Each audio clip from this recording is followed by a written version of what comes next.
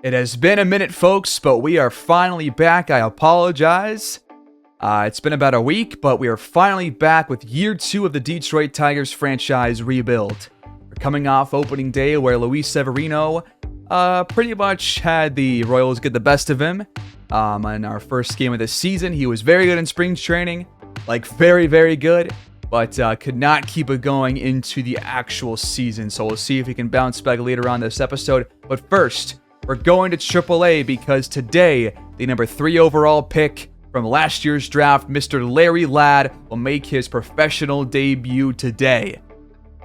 So Larry is a really good lefty contact hitter, like already at a pretty good major league level. His righty contact is in a decent spot, but does need some work, and his power for sure needs some work, which is why he's down in the minors trying to work on that. Also, he's got really good durability, he's got decent plate vision, he's got pretty good plate discipline, and he's got good batting clutch as well. Ladd has no quirks. I'm not sure if you can earn quirks as your career progresses. I would imagine you can, so I guess we'll find out if he earns those, but again, I could be wrong about that. But we'll see what he can do. There's also Justin Verlander, but probably won't get much action for him unless we do bring him in. We will try and get some action for Raul Lopez as well, who is also a good lefty hitter, has the same exact righty contact rating, and again, does not have a whole lot of power. He's actually very, very similar to Larry Ladd. They're kind of similar, except Ladd's just a bit better overall, has more durability, better plate discipline, and that's it, because Lopez has worse lefty contact, but he does have better fielding and better speed. So we'll see what those two guys can do for us batting-wise, and then we also will get the first start of the year in AAA for Mr. Jackson Jobe, who has been one of our top prospects for the last couple of seasons. Welcome to some misty AAA baseball as the Mud Hens will face the Gwinnett Stripers to open the AAA season. The Stripers, by the way, if you guys don't know, used to be the Atlanta Braves, or Richmond Braves, rather. They played in Richmond, Virginia for quite a while, but then their Major League affiliate, the Atlanta Braves, wanted them to be closer to home, so they moved them all the way to Gwinnett, Georgia, and now they are called the Stripers, and it's pretty much a complete rebrand. And now it's the Flying Squirrels, a AA team now in Richmond, in place of the Braves. But Parker Meadows leads off the day against Bryce Elder. And I'll just throw together all the highlights from this game, including Jackson Jobe. I'll try and get all of Larry Ladd and Raul Lopez's at-bats. But we are here for the debut of the number 3 overall pick, Larry Ladd, who is batting right after Meadows. As he cranks one in the right field. Stopped by the second baseman, but Meadows is there with his speed. So a leadoff, base hit, infield single, and now it is the number 3 overall pick stepping up to the plate, Larry Ladd, playing first base today. What can he do against Bryce Elder? First pitch on the way. Outside, and he did not go around. Pitch number 2 in there for a strike. The 1-1 is swung on and fouled. It clipped the far corner. 1-2 count for Ladd. And he's caught looking at the high slider.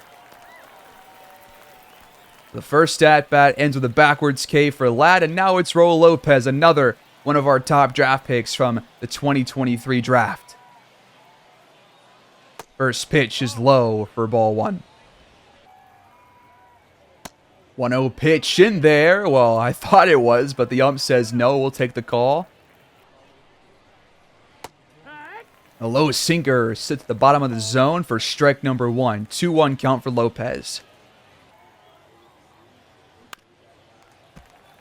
Fouled off. Low slider. Just got the bottom of the zone again. Count runs even.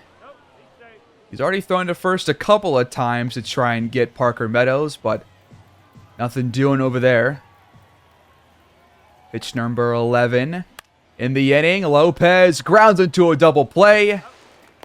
Easy out right there. Into the first. Now we're going to see what Jackson Jobe can do on the mound.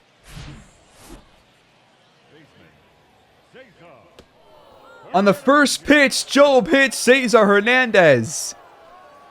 Are you kidding me, Job? What a way to start the season. One runner on. David Peralta looks at strike one with the curveball sitting right in there. Batted .262 last season, 34 RBIs. I'm pretty sure the Stripers also have JD Martinez in AAA. Double play ball. 1-6-3. Beautiful stuff. Next batter up, Luis Guillorme.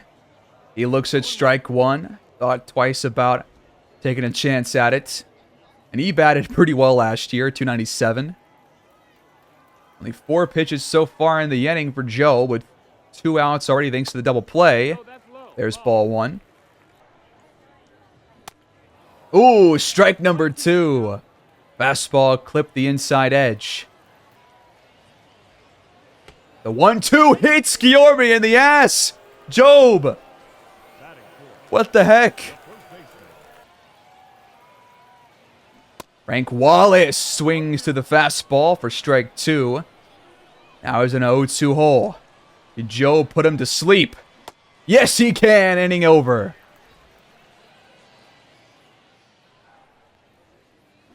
That is indeed JD Martinez, as he does get one to drop in right field in front of Eric De La Rosa. So Martinez gets on base. He's not even a minor league player, as we all know. He's a household name, essentially. Kyle Lewis behind in the count. 1-2. Did he go? No, he did not. The count runs even. Maybe trying to get him into a double play here with a low fastball. No. Now the count goes full. The pitch on the way. Did he go around? They say no, and that is a walk for Lewis. The 2 runners on. Nobody out. And that brings up Nick Senzel.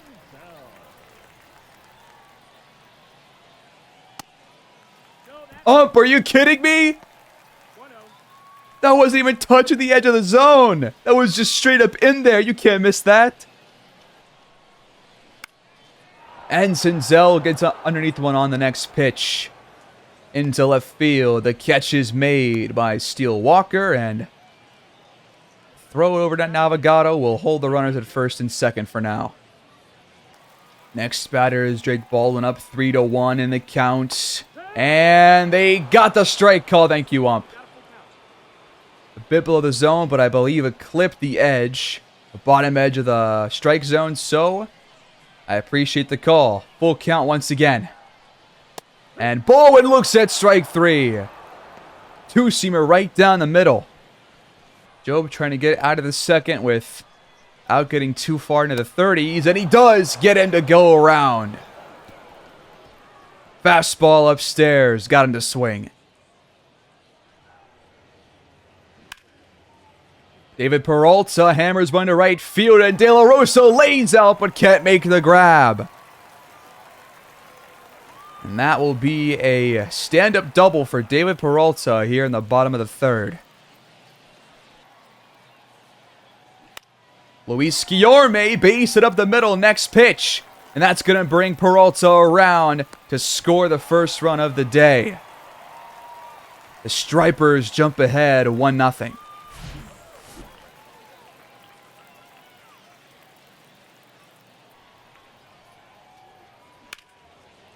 Frank Wallace gets a piece of one. De La Rosa at the warning track makes the grab.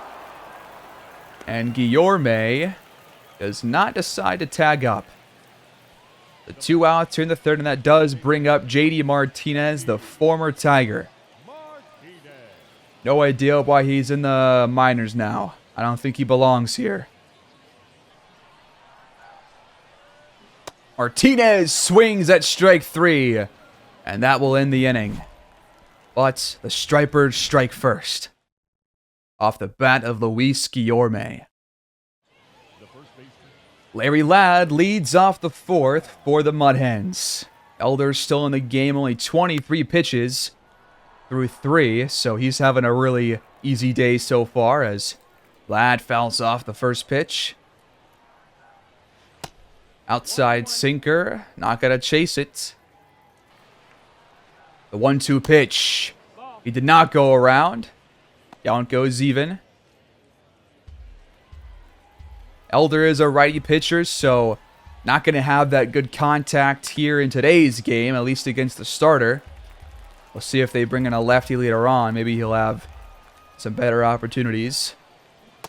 Did he go around? No. Full count. Fouled off to keep the at-bat alive. Trying to get Elder's pitch count up. Already 7 so far here in this one. And that one is grounded right to the third baseman. Easy throw for Guillorme.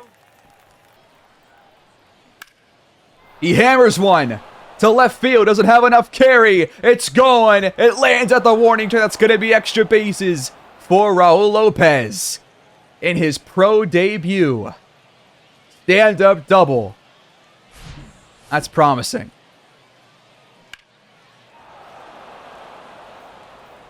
He does not have a lot of power, especially against righties, but he showed off maybe some potential power there.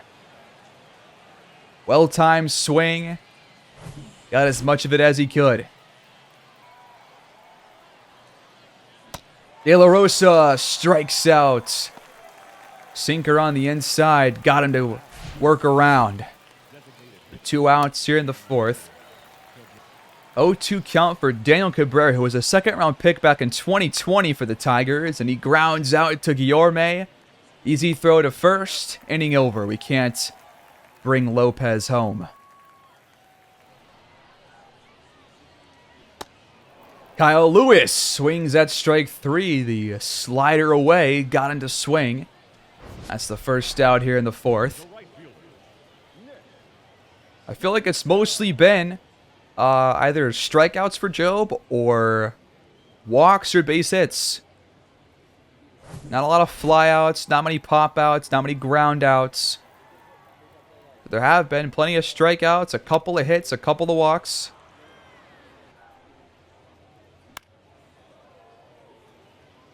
Zell pops out and Larry Ladd comes over to make the grab for out number 2. Job trying to get through the 4th here very quickly and keep his pitch count low. Drake Baldwin gets a piece of one, but De La Rosa's there in right field, and there's the inning. Good quick work by Jackson Job here in the 4th. We go to the 5th, where the bases are loaded for Parker Meadows. A couple of walks and a single. Have the bases full. 1 out and an 0-1 count for Meadows. 1 for 2 so far today against Elder. There's ball 1. Meadows grounds it. No! Double play ball. Beat the throw. Come on, he's safe. A run does score. Almost some really bad news with bases loaded, but Meadows' speed makes it a fielder's choice and not a double play. Thank God. That was really close, too. So, runners at the corners for number 3 overall pick, Larry Ladd. What can he do in his 3rd at-bat after a strikeout and a ground out in his first 2?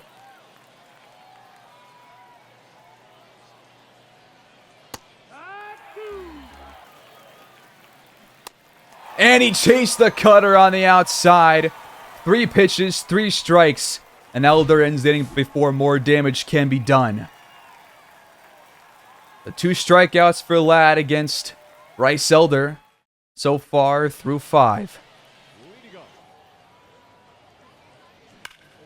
Eli White takes Job out of the park to left field. No doubt about it. The 9 batter does some damage by himself. 400 feet. Exit velo of 105. The Stripers take their 1-run lead right back. Here's his second look. Just left it right over the middle. And White couldn't do anything else but take him yard. 2-2 count to Cesar Hernandez as a flare will get down to left field for him after the Eli White home run. Peralta on the first pitch takes a crack at one, but it's right to center field. The catch is made for out number 1. Yorme already has 1 RBI, but he grounds into a double play ball. Nice work, 6-4-3. But it's Eli White that puts the Stripers back in front.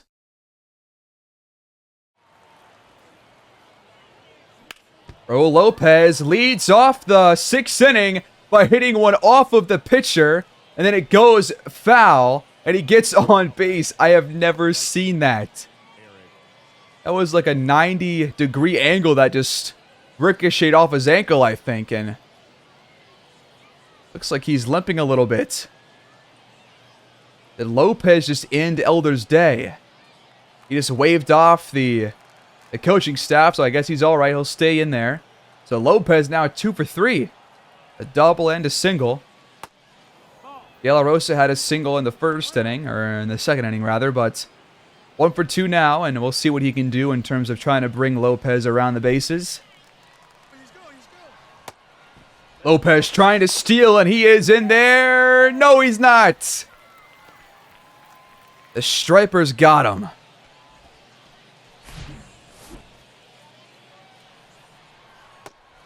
Here's his second look. It wasn't that close.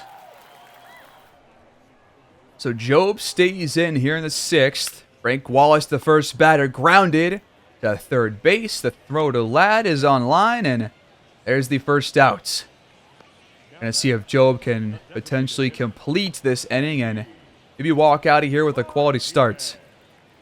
Hopefully the offense can step up here and avoid giving him a loss on his first day. Martinez back at the plate, 1 for 2 today so far. Inside pitch for ball 1.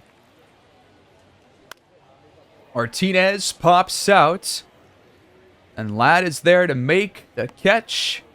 Out number 2. And the count runs full off of that low slider. Nick Senzel on deck, but Job trying to get out of the inning without allowing a base runner, hopefully. And the ump does not give us a break there. Could have gone either way, but it's a walk instead. He's had a couple of those, mainly because he's hit a couple of batters. The 1-1 pitch is grounded over to Ladd, and that is the end of the innings. So Job does get through 6, allowing 2 runs to score. We are down 2-1. This might be the end of his day, though. Job will, in fact, stay in with 86 pitches to start the 7th. Facing Drake Baldwin. Another call that could have gone either way. Most of the ball was there in the zone. And Job is letting the umpire know that. 3-0 count now for Baldwin off the high fastball. A couple of those upstairs ones have not gone our way. That one had no chance of being a strike. There's the first one. Fastball right down the middle.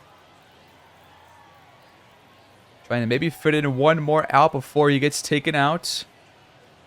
We have a couple of pitches warming up as Baldwin fouls the changeup off and the count runs full. And Job makes the pitch, but Baldwin gets a flare to drop in the left center gap. To lead off the inning. Is that going to be it for Jackson Job? It does seem like it is. That's going to be it for him. So he is responsible for Baldwin if the reliever allows the run. But honestly, a pretty good day, all things considered. Had a couple of things go wrong. Hit a couple of batters, but overall, I think he was pretty solid.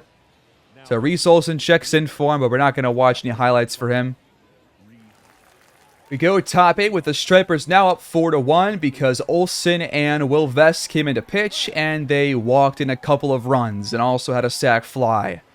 So That is going to be another run counted towards Job, I believe, because one of the guys that he allowed was walked in. But that means that he will have 3 earned runs through 6, which still will count for a quality start as Ladd fails to get on base here in this game unless he has one more chance after this, but I doubt he will. 0 for 4 so far with 2 strikeouts and 2 groundouts. But Raul Lopez has been kind of a surprise. 2 for 3 in his debut. With Kirby Yates now on the mound.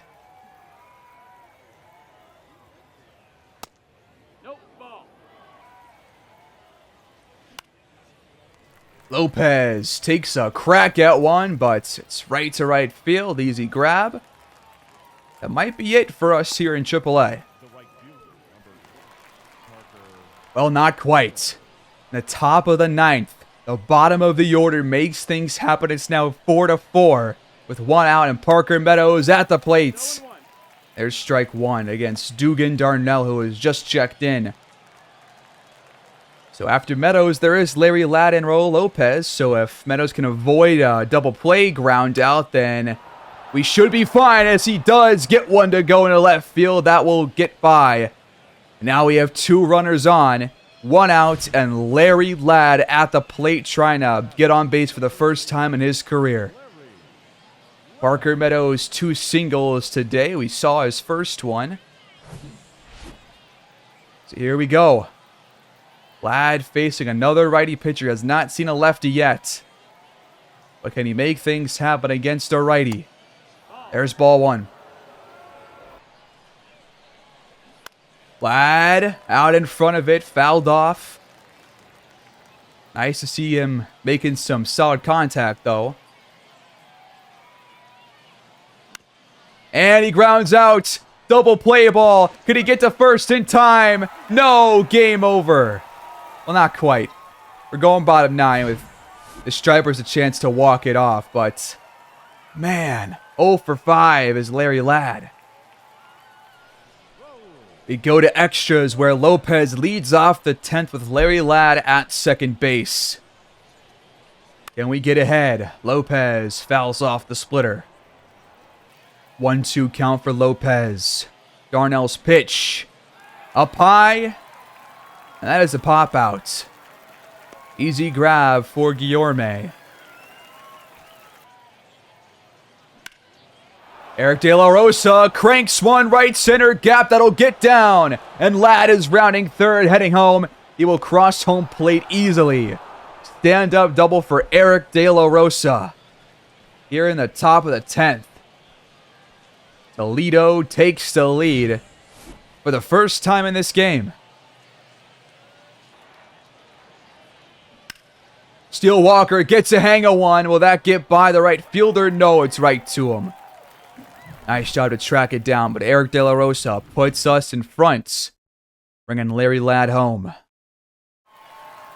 Well, Garrett Hilden allowed a leadoff triple and a single right after, so 2 batters, and they quickly erase their deficit, and they win the game 6-5. Fun times. Toledo starts 0-1. But at least we got some highlights for Raul Lopez, right? And for Jackson Jobe. We head back to the Major League team as we head into April of the 2024 season, year 2. Now, which series do I want to watch? Or not watch, but play through a little bit with some player luck. Because we're going to wrap up today by getting through probably most of April. And in that case, I think I want to face the Giants down here. So we'll sim all the way there. We'll see what our record is like. We'll see who's doing well, who's not. And then we'll pick somebody to go through for 3 games for player lock action. And also, it is our first chance to get a look at the top couple of prospects, our first scouting week. We have the 8th overall pick in this year's draft, so we have the 8th overall pick in all 6 rounds. We have 2 second-round picks, which is cool. So, top prospect overall, Roger Fernandez, 3rd baseman. Draft rank 1 for us and for the league. 18 years old, out of high school, 6'4". Looks like he might have some really good contact and some really good power. This guy might be really, really, really good. So we'll try and scout him. There is Aiden Hilton, a catcher, who seems to be a pretty well-rounded prospect. We don't have a lot of info on most of these players, though, to be honest, but not a lot of pitchers here in the top 5. A couple of closers, but mostly some infielders, like Matthew Vizcaino, shortstop, who mostly has a lot of physical attributes with arm strength, speed, stealing. So it's probably a good fit there at shortstop. There's also Ford Bertads or Ford Bradots, Henry Fabregas, Enrique Ramirez, third baseman, Johnny Flint, starting pitcher, Raul Escalano, Tino Marrero, Michael Tachiki, William Mack, and more. So I think I will start off by trying to scout probably the top couple of players. So that way we can scout their positions, though. So Roger Fernandez is in Canada. So I believe... Does that count as Central? Or that would be international. Aiden Hilton's in Florida, so that's going to be East. Vizcaino is international. So they're kind of all spread out. Ramirez is in Indiana, so that's going to be Central. Interesting. William Mack is California, so a lot of guys being spread around here. Guadalupe Raimo, Texas, so Central. I'm going to have Juan Valenzuela scout third baseman internationally, so we can get the first overall pick scouted, hopefully. We will have Darnell Fielder scout a new position. We'll do shortstop, and we'll do central. And for Harvey Hoover, we will do catchers in the East to try and get that second overall guy scouted better, along with some other guys, hopefully. Ooh, and Tarek Schoolball has suffered some shoulder inflammation, so he's going to be out for about 1 to 2 weeks. I think I will keep him active because I think we can just work around that. Brad Hand, neck sprain, but he's fine. So for round 2 of scouting, we got 7 third baseman prospects scouted, 5 shortstops, and 4 catchers. So a pretty good amount of players, actually. Let's take a look and see who we've got here. We got 20% for a good amount of these guys. We got 40% for the shortstops. And 40% for a couple other positions. So a pretty good amount to start off. So Roger Fernandez already drops down to 6th on our draft rank. And his power and contact both do drop off right now. But they're still up there for the future. But still plenty of more scouting to be done. And I'll give you guys updates on these guys once we learn more about them. We are up to 40% on Rory Jones, though. Number 51 on our draft board. High potential from what we know so far, and mostly physical attributes. By the way, John Montez was sent down to account for an injury to a pitcher down in AA. Thomas Marlin was sent down as well. And I'll make some more adjustments there, but I want to get those guys back up, I think. So now we head into a game against the Nationals where we head to the bottom of the 10th. Extra innings, Matt Vierling at the plate. It's tied 3-3. Tim Cate on the mound. Vierling grounds it right to third base. Easy throw, first pitch, first out. Next batter, Riley Green. Looking at strike one, the two-seamer right down the pipe. Couple of guys warming up for Washington. This game is at Comerica Park, by the way. Oh, and the 12-6 curve gets Green to swing. 0-2 hole.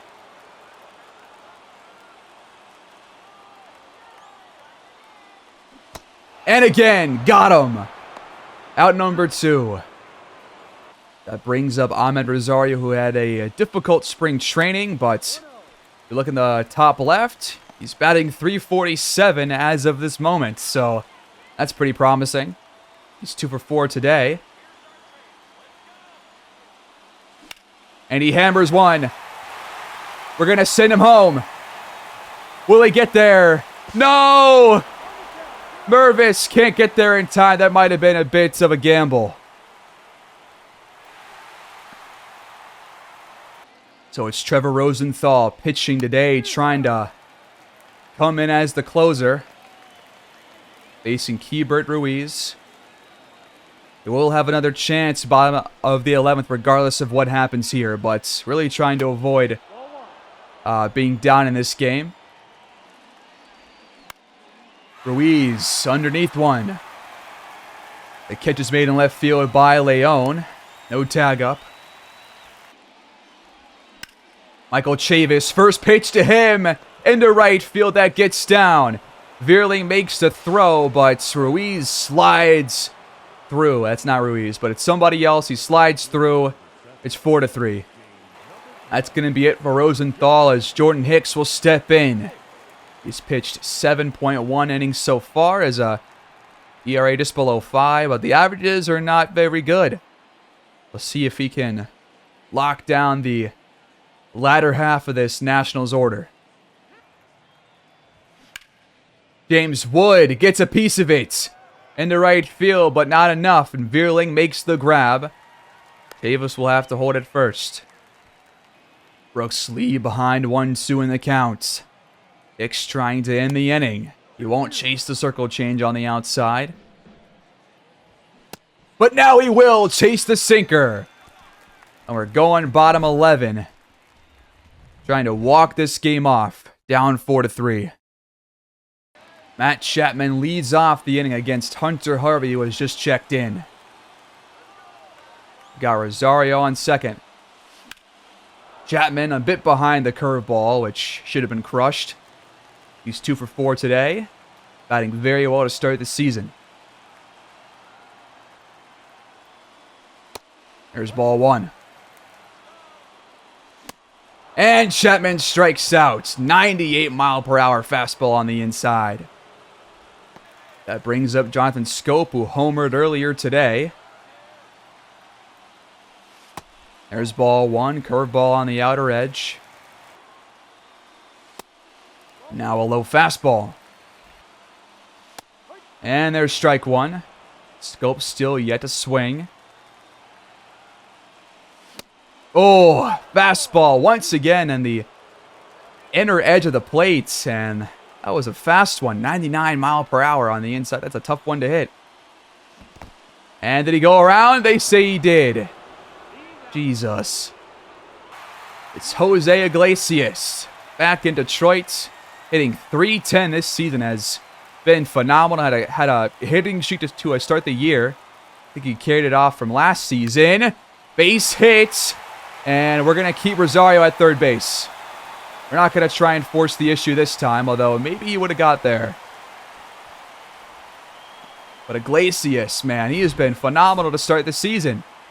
Had like a 14-game hitting streak. Not sure if he kept it alive. It's still going, but he did get a new hit there, so that brings up Yasmani Grandal, trying to walk it off.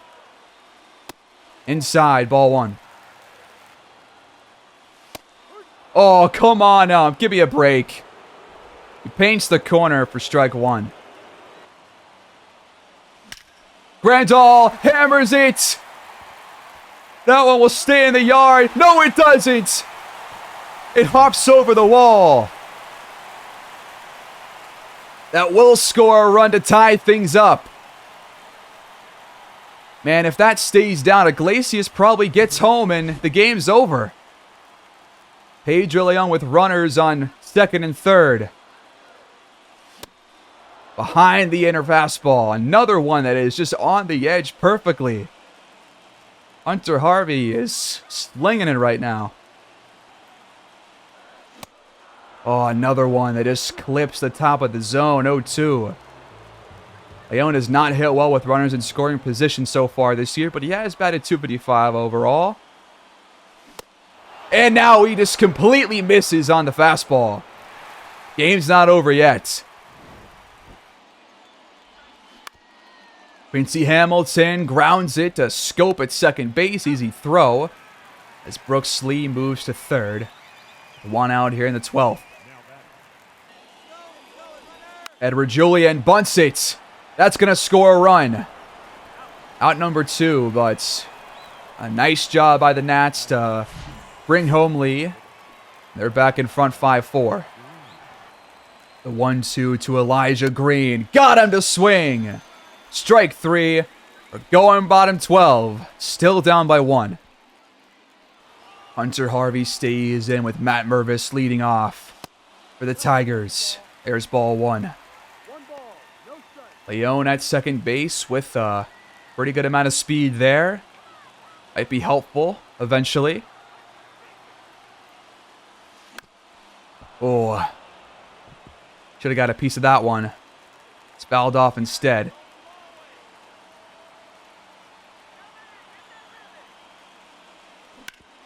And now we're out in front of the splitter. Can't time it right.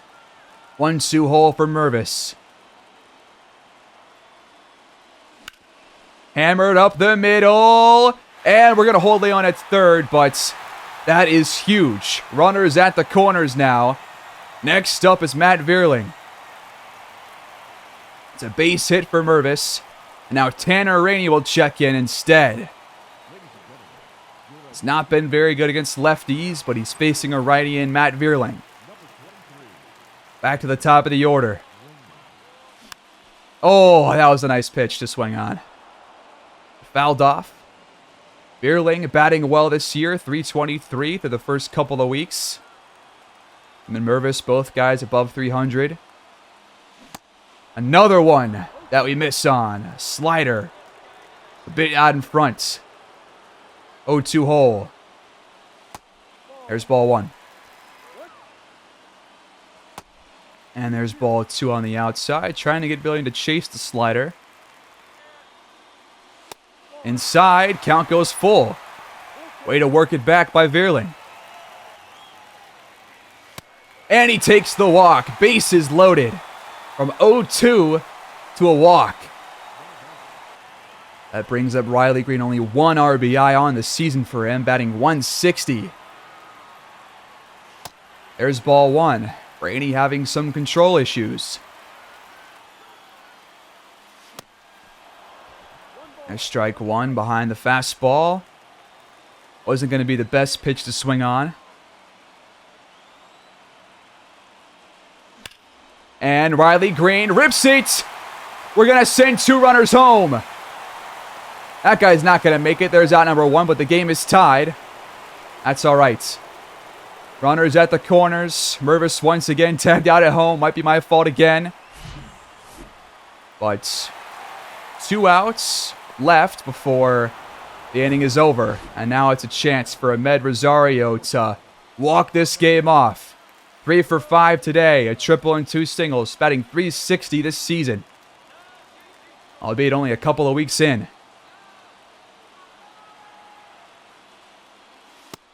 There's ball 1. That will not get over the second baseman's head. Come on, if that just gets by him, it's game over. Now it's Matt Chapman's turn. Can he walk us off?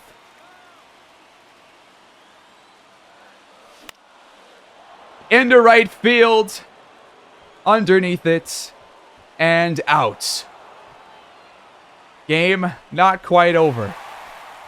I think I made a mistake sending Mervis home again. That's my bad.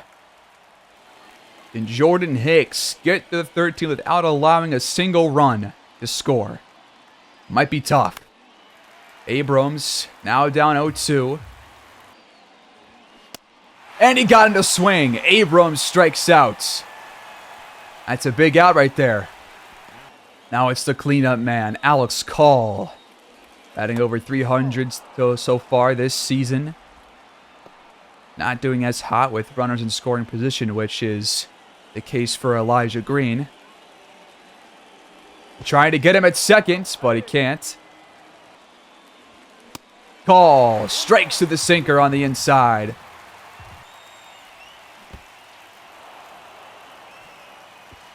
And Elijah Green gets to third off a wild pitch. No.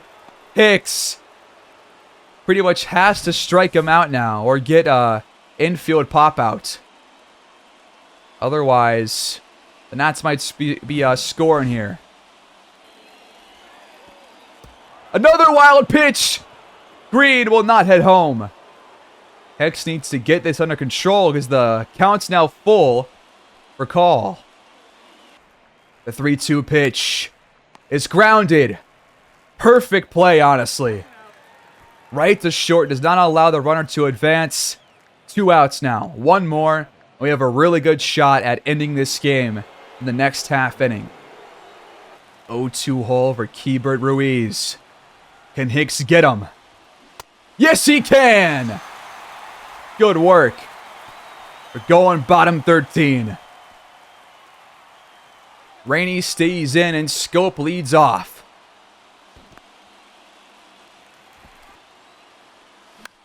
Scope hammers one. That's going to get down. No, it won't. Well, get down. By that, I mean get caught. That's out number 1. It's Jose Iglesias next up. Can he be the hero? It's lined, and it will get down, but we cannot send the runner home. Chapman holds at third. Iglesias, another base hit here in extras. Thought that was going to line out right to the left fielder, but it actually got down a couple yards in front as Anthony Castro now checks in on the mound. It's Yasmani Grandal. We saw him hit a ground rule double earlier. There's ball 1. Oh, the fastball's fouled off. That was a good pitch to swing on. We were behind it. Counts 1-1. Grandal grounds it. That'll get the runner home if Grandal can beat the throw. They won't even make it. The Tigers win. Grandal walks it off by bringing home Matt Chapman. It took 13 innings, but we finally got it done here at Comerica Park. The fans head home happy. And unfortunately, down in AAA, Raul Lopez has sustained a shoulder tear, and he's going to miss 1 to 2 months. We're going to put him on a 10-day IL. And now it's time for more scouting. Hooray. So we got more info on the same group of players, but I think I will again hold off on looking at the prospects a bit further until we get some more info. But we do have some guys down here at around 70%. We'll take a deeper look at these guys in a couple of weeks. Don't want to focus on this too much right now. So we get to our series against the Giants, and we are 11-11. Let's go see what's going on here in Detroit. We're currently actually only 2 games back for the White Sox, who were 13-9 to start the year, but it's a very competitive start to this division.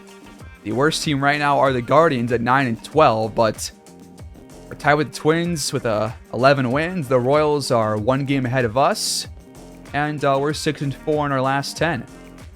In terms of stats, it is Ahmed Rosario who leads the team in average with 325, slugging over 500, has 2 stolen bases, 8 RBIs, already has 3 home runs, which is tied with Akil Baddoo for second on the team. And he's got 25 hits. He's playing a lot, and to be honest, he's making the most of his opportunities. He's playing pretty well. Kevin Plawecki also playing very well, batting mostly, only against righties, but has a 321 average, slugging at 453, 9 walks to 7 strikeouts. That's really good.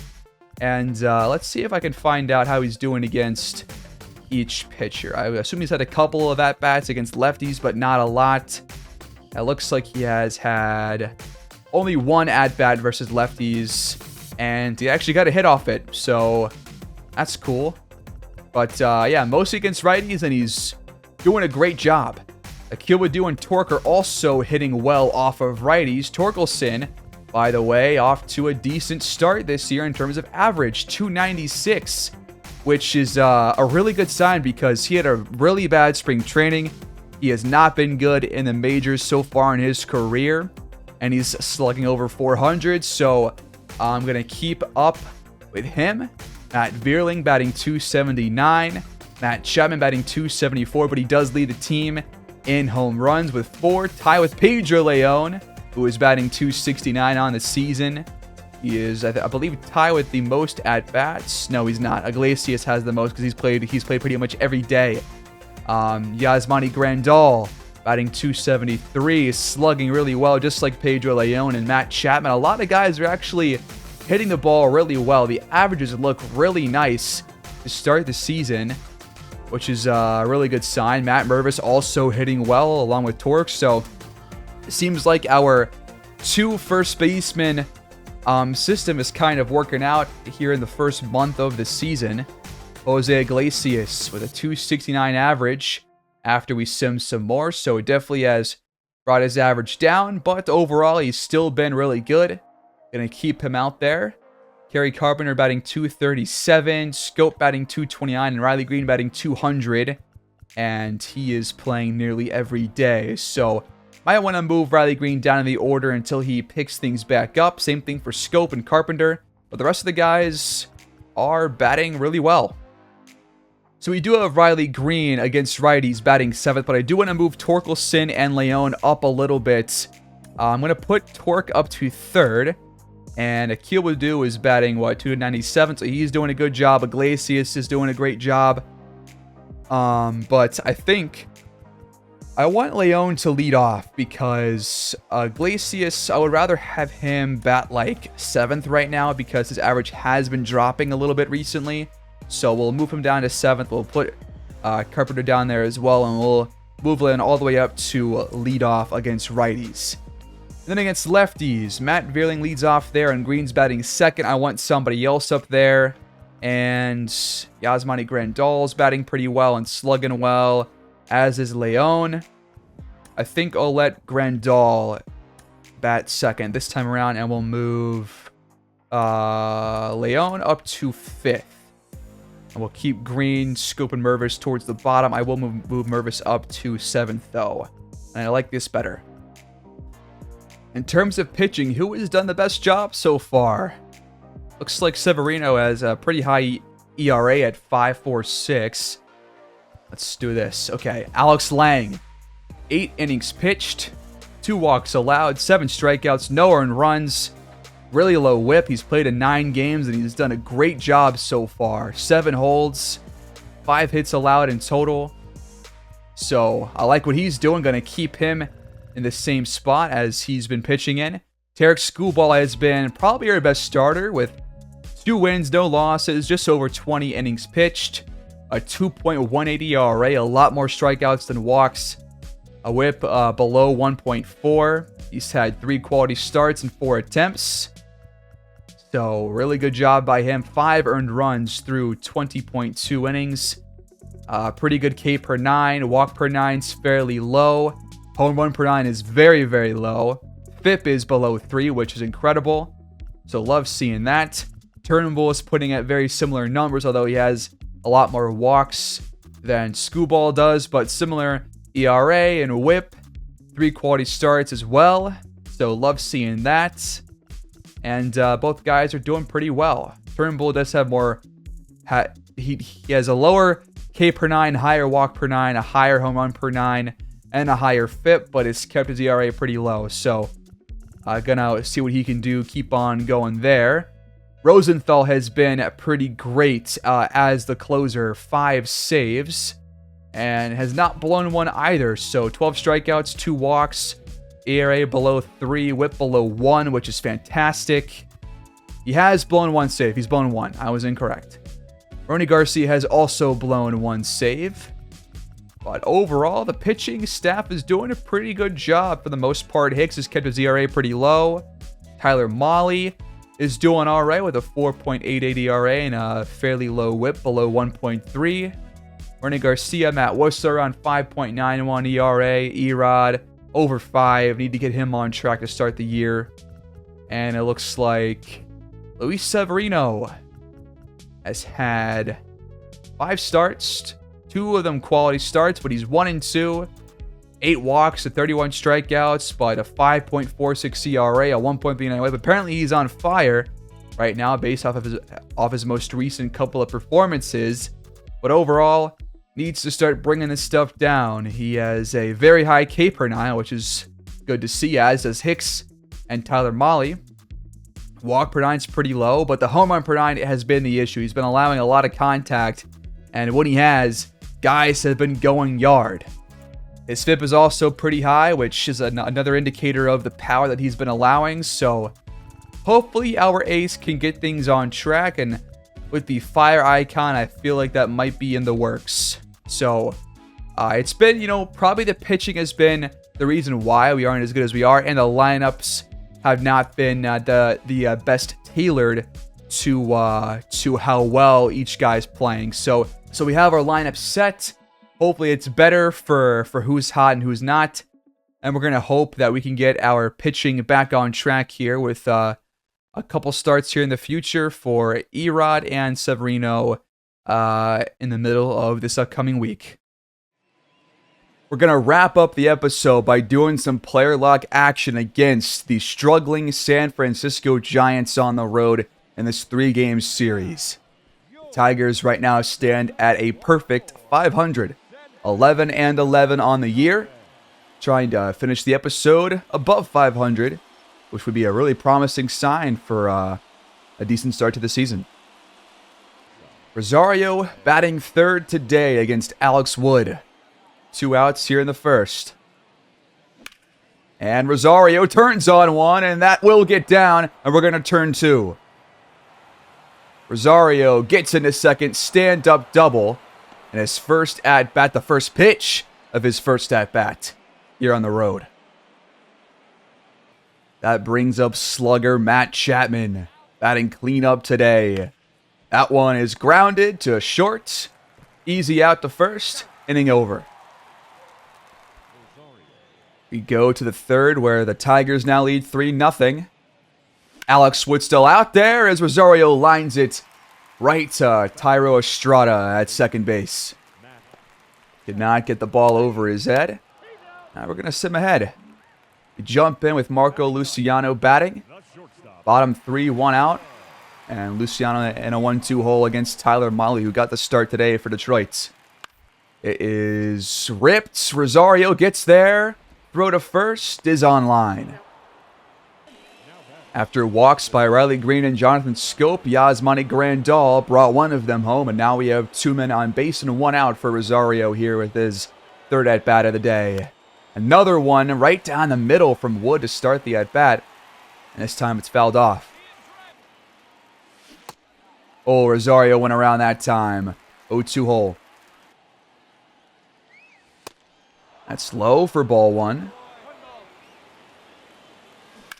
Oh, and out in front of the changeup. Oh, and this time the changeup below the zone got him to swing. And Rosario goes down on strikes. Alex Wood trying to limit the damage right now. In the 5th, Estrada hits it right to Rosario. Nice catch there and shallow left. And that will end the inning.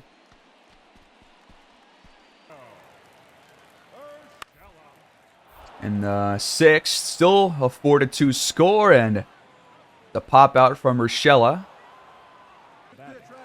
Matt Vierling singles, and Grandal reaches on an error.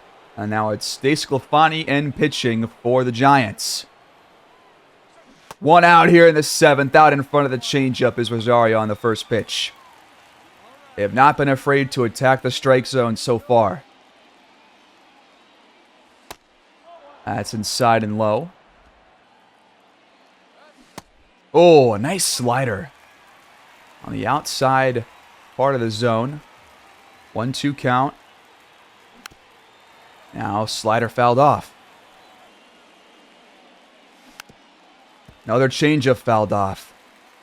Rosario just can't time it correctly right now. That would have been good for a double play, most likely. And he went around. Had no business even trying to swing at that one, but Matt Chapman doubles, Leon singles, and the Tigers jump ahead by 5. Grounded to second. Scope makes the throw, and we're going to the 9th, up by 4. Grandal singled, so Rosario steps up, no outs here. Top of the ninth. Camilo Duvall now at the mound. Rosario hits it just foul by a couple of feet. Behind the cutter, 100 miles an hour. This guy's throwing some heat. Now a high cutter fouled off. Another one that we're behind. This guy's got some heat on all three of his pitches. That's low. That's outside. Even count. Give us a good one. What was that? That was awful. But the Tigers do take game 1 of the series against San Francisco, and we do jump to 12-11 on the season.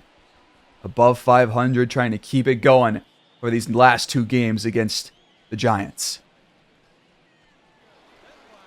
We go to game 2. Sean Manaea facing Spencer Turnbull here in this one. It's a battle of those 2 pitchers. Grandal had a single, so he's on base with Rosario batting third. First pitch on the way. And Rosario fouls it off. A very slow slider, only 81 miles an hour.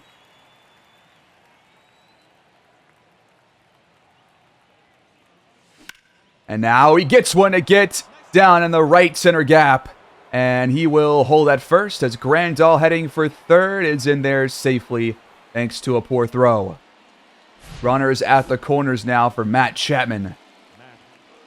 Can the third baseman do some damage?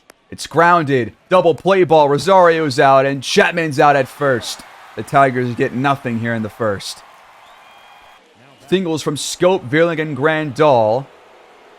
It resulted in runners at the corners. And I believe somebody got out off fielder's choice.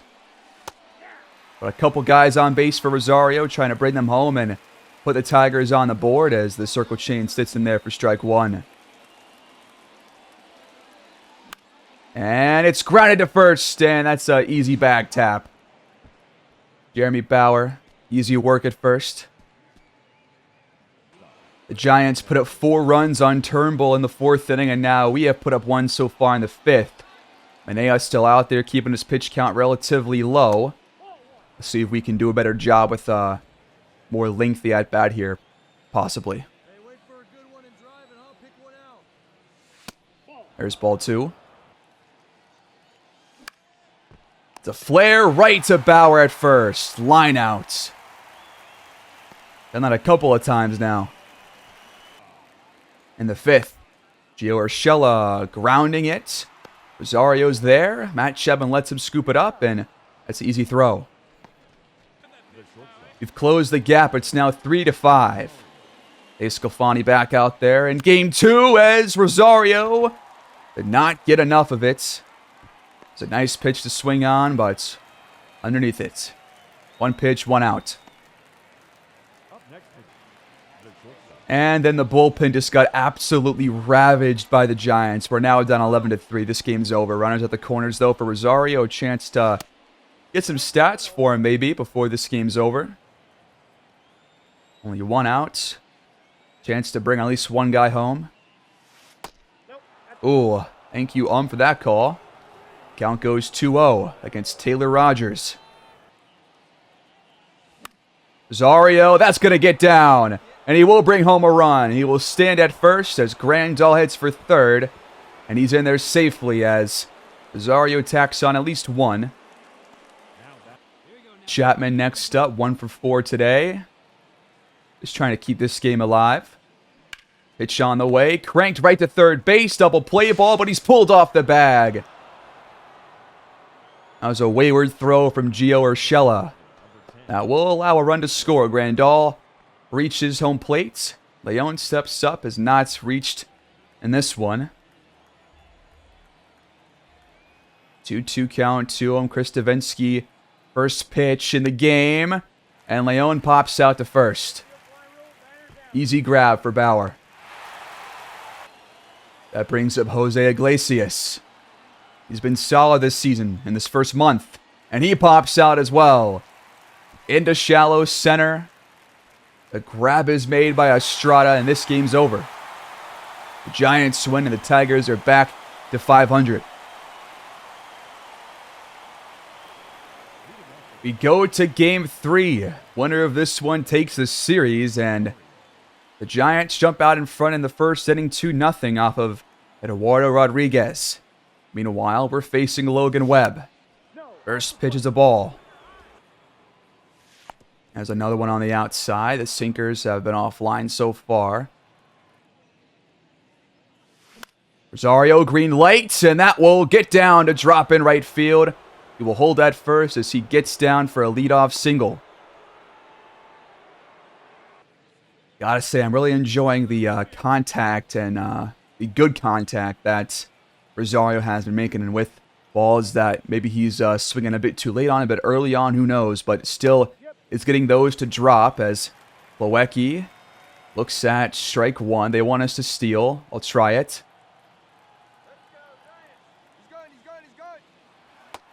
Poor jump, but he's in there safely.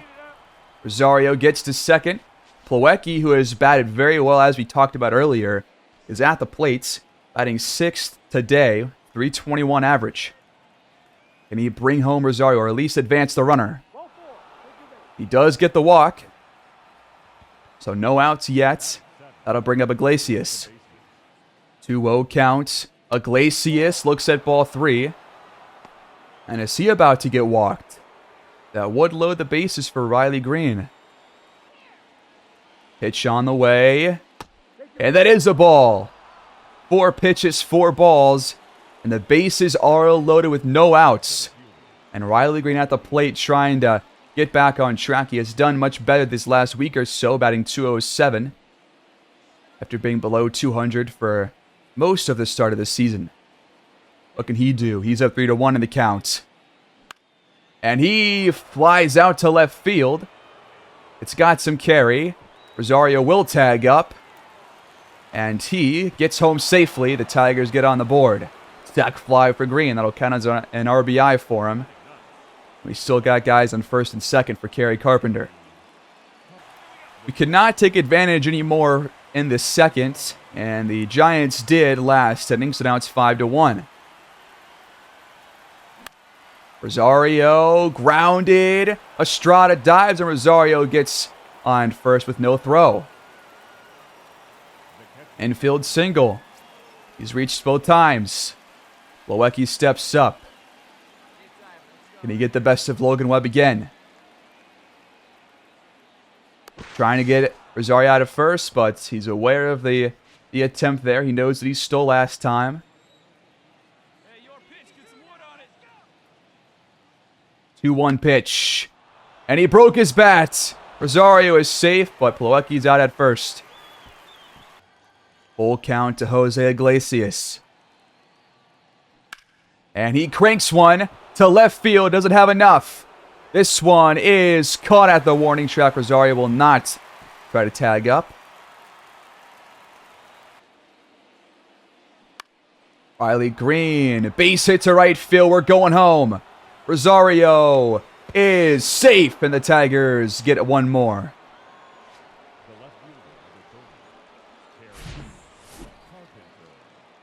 So that's going to be 2 RBIs for Riley Green. Both times he has brought home Rosario, which is nice to see. In the 5th, Ronnie Garcia checks in on the mound as Bauer pops out right to Rosario. He barely has to even move to make this catch. At number 2 here in the 5th as we're down by 4. Rosario leads off the 6th. Logan Webb still in there, has kept his pitch count in a pretty good spot. So he might be able to finish the inning, maybe even get through 7 or 8 if he keeps things up. Rosario is on line with the fastball, but just a bit underneath it. He didn't make good contact. 1-1 pitch on the way. And it's a grounder, chopped to short, and Rosario beats the throw. Wilmer Flores could not make a quick enough throw to beat Rosario to the bag. Good try, though.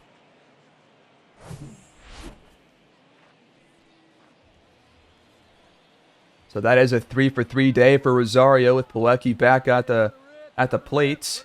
0-2 hole. And he strikes out. Webb just blew it by him. 81-mile-per-hour slider.